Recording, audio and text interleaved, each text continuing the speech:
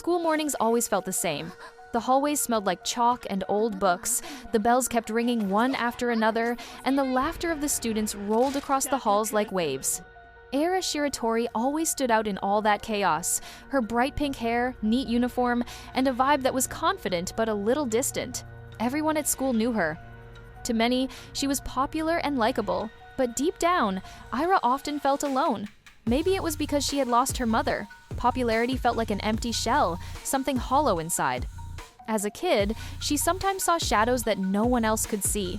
Later, that ability faded, like a light suddenly switched off.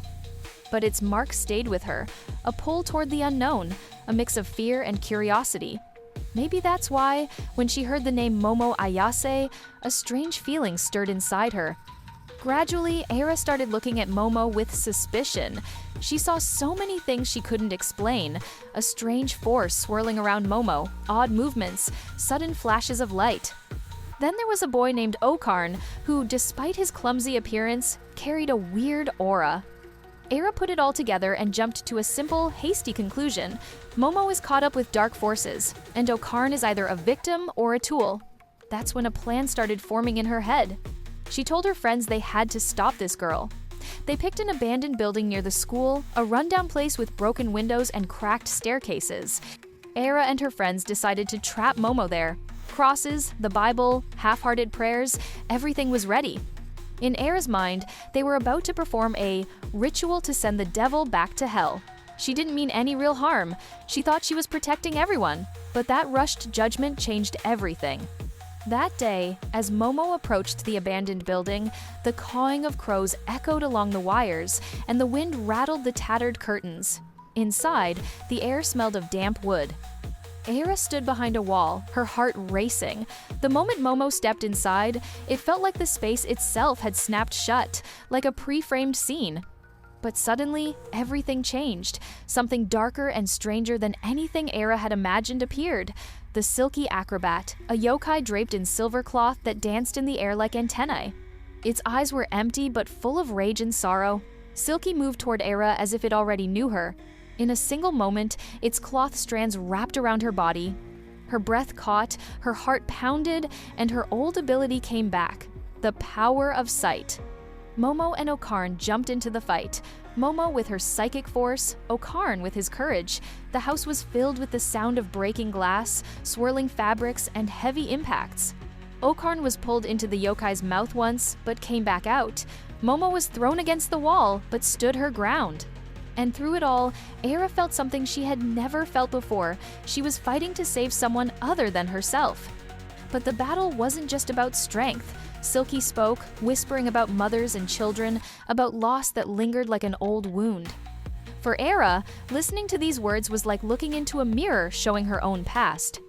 In this fight, Ayra gave her life to save someone else, but in that dark moment, the yokai shared a piece of itself with her, as if saying, "You keep going." When the battle was over, Ayra wasn't the same girl anymore.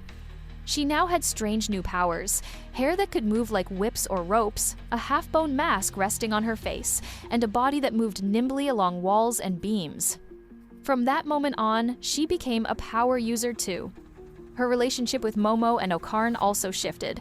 At first, there was still a bit of rivalry and misunderstanding, but slowly a common understanding formed between them. Ayra realized Momo wasn't an enemy. She was just a girl fighting something bigger than herself. And Okarn, he became the one her eyes kept drifting toward. From then on, every time he jumped into danger, Ayra instinctively moved toward him. A quiet attachment took root in her heart. But the story didn't stop there. Soon, aliens showed up.